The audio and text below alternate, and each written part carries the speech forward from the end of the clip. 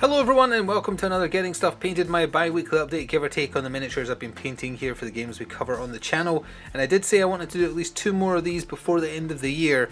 You'll be seeing this at the start of December, like the very start I think. Maybe just a tiny bit before. So there is definitely still time for at least 1 more, or if I'm feeling very bold, maybe 2. And again, I am encouraging you all to use this incredibly cold winter, at least if you're in my neck of the woods it certainly is, to get some damage done to your pile of grey shame. You can buy more models and you'll never defeat the pile fully, but at least try and get stuck in. And in keeping with that mentality, we'll certainly talk about that once we get around to this part of the list. This time around, I have some miscellaneous scenery to talk about for a couple of games. Then I have some Marvel Crisis Protocol, we have some Keyman Battlegrounds, Masters of the Universe Battlegrounds, to use its correct name. We have some Blood Bowl, and we have some Kill Team, with a mixture of things, and I'm going to try and keep it brief this time. I know I always say that, but I really mean it today, because it is freezing in here, and I'd much rather be moving around and doing stuff. So it's not the kind of day for sitting around, so let's get started. So from an ancient edition of Warhammer 40k, I have 4 pylons. I don't really know what they were. They're from a really old starter box for, I think, 5th edition, maybe 4th edition. Nah, I think slightly later than 4th edition. It was just like easy to make set dressing for them and easy to paint, and I found them and I was like, they've been in my pile of grey shame for over a decade, maybe even 2 decades, so it's time to do them a damage. And I spray painted them silver, I dry brushed them with Army Painter Rust, I put a little bit of Frost Heart on the pylon parts, some Nazdrag Yellow on the Aquilas, whatever, and a little bit of Aggressor Shade over everything, and done. It was super simple. They're just set dressing for Kill Team is the plan. It's just Imperial World, Hive World themed stuff for Warhammer, more or less. On that note, I guess we'll cover this as well. This is from that same equipment or objective box I've been painting stuff from in the last couple. This is just a gigantic bomb. Spray painted it silver at the same time as I did those.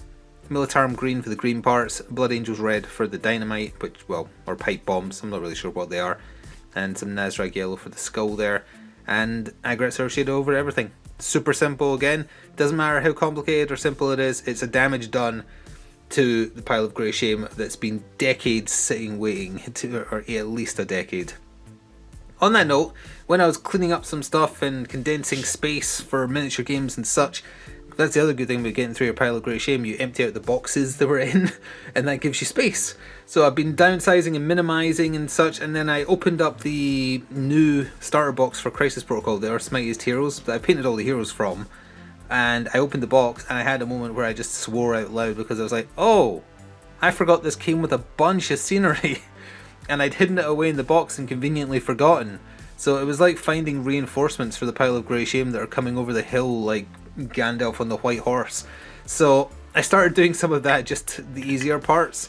A couple of dumpsters, unlike the dumpsters I originally did from the first box for Crisis Protocol, I actually just spray painted these yellow, and I used the same spray paint for the JCB thingy we'll talk about in a second, to the, what they're called? They're just called diggers, aren't they? So I used the same colour for them, and it actually kind of chipped, because this is actually a problem I had with Nightcrawler here. When you try and use spray paint that's been sitting in below negative temperatures, it really has a problem and can sometimes crack quite severely. But in this case, I think it's actually added to the effect, like it's created a paint chip effect, like the rusted metal beneath the yellow paint is showing, and it actually works really well. Speaking of that, I did a light dry brushing of the Army Painter Dry Rust on top as well. I used Storm Vermin Fur for the top, and a little bit of Leadbelcher Silver, and a little bit of Aggressor Shade over it, or Null Oil, I forget which now, but either way. And they turned out better than the original 2 I did, just from luck, and, well, not a great thing.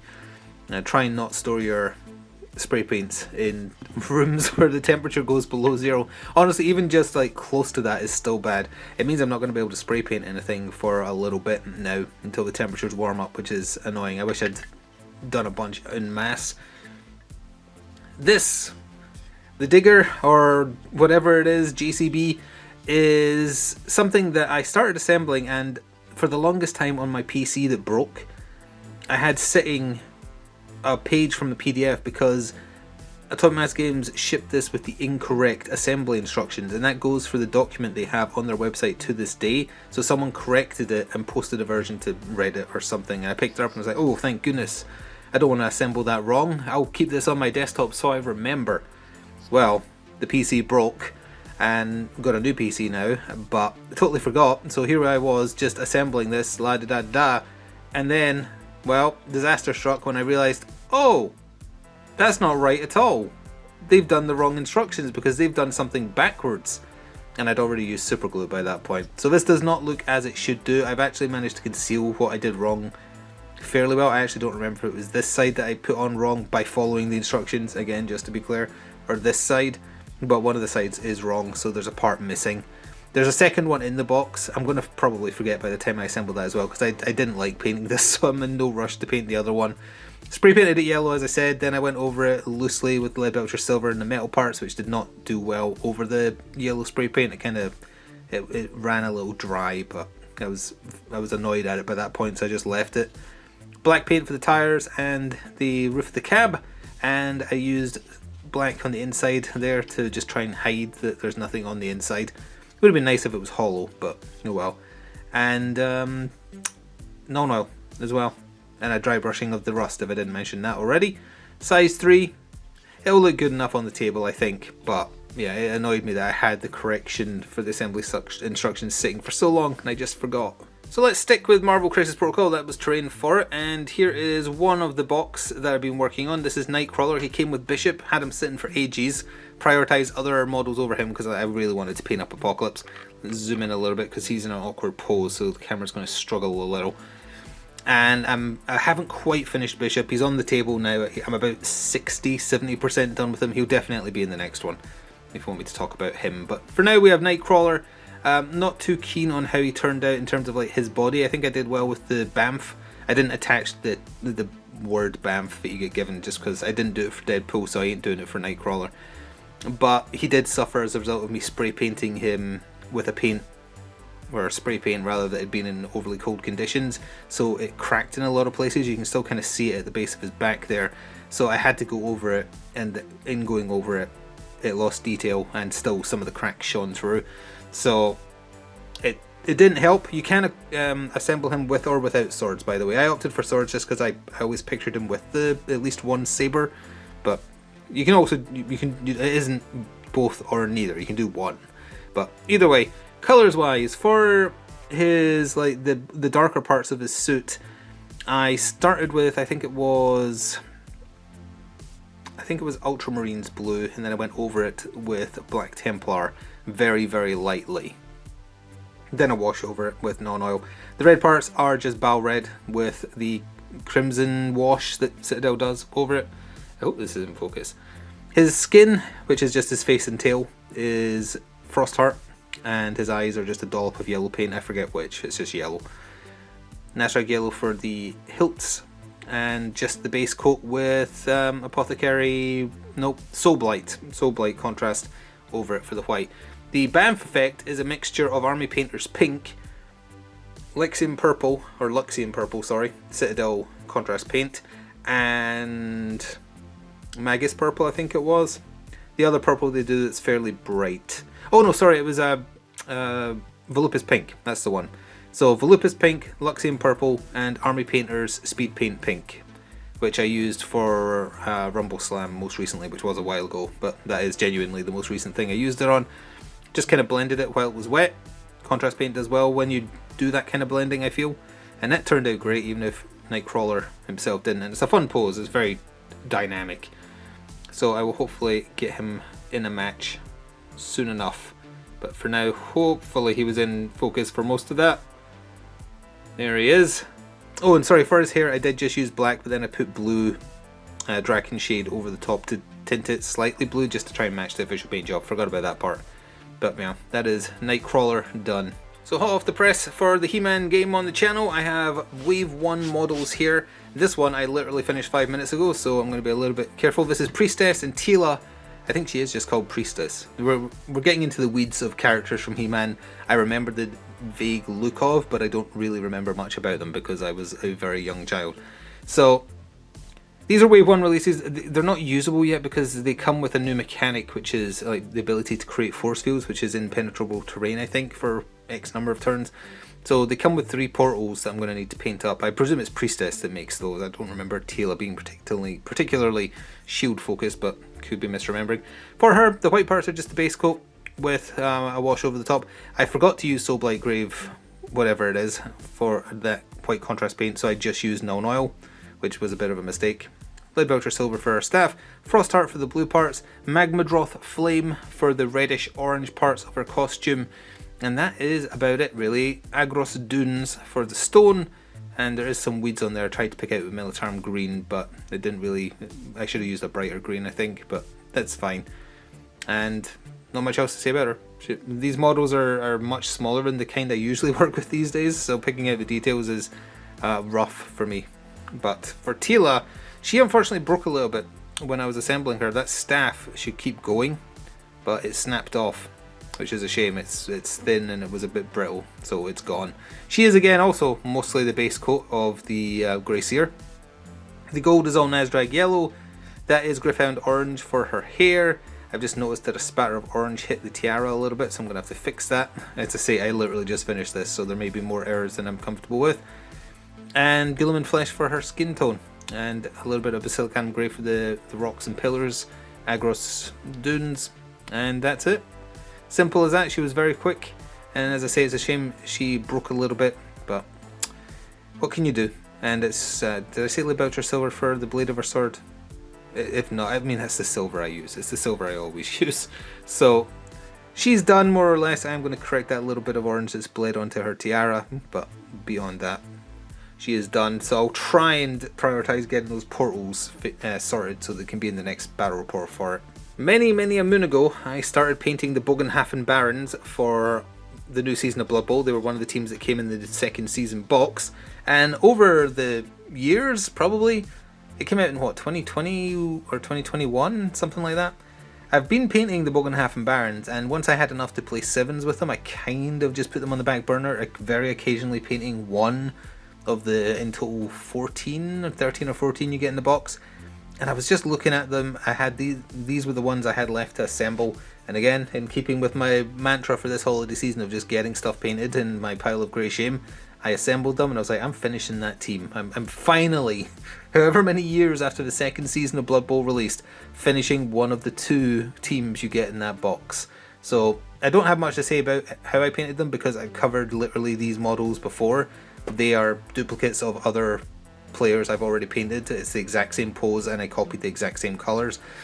If you don't want to go back and look, the cliff notes are Sigurd Burgundy, Nazdrag Yellow, and that's basically it, other than, you know, the individual unique colours that make up each one.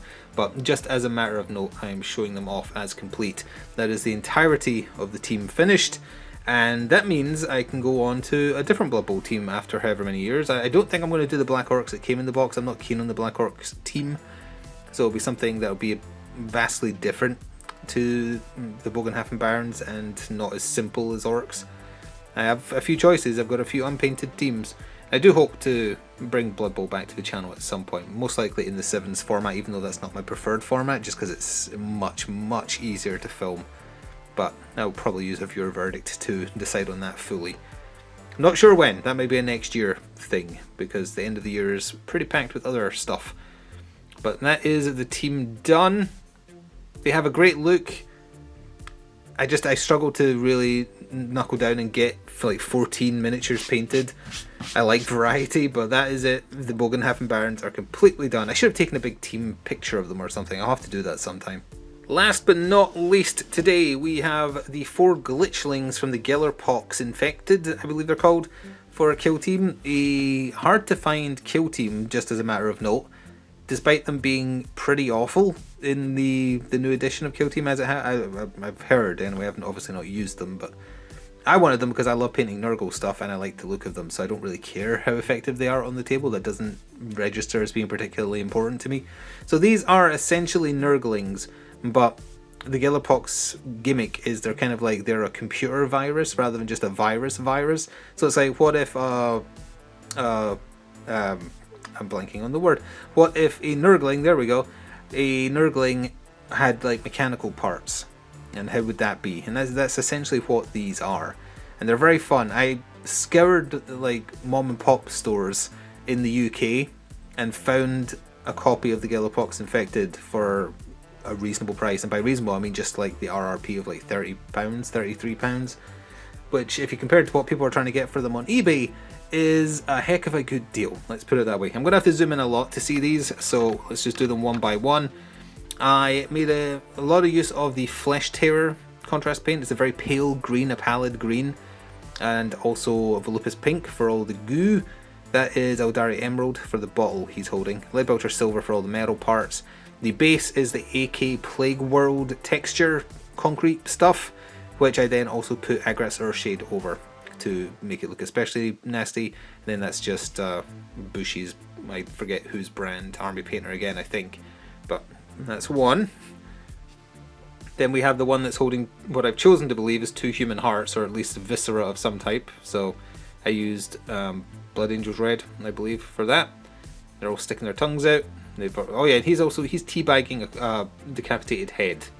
It maybe is for the best that this isn't focusing, but that is what he is doing.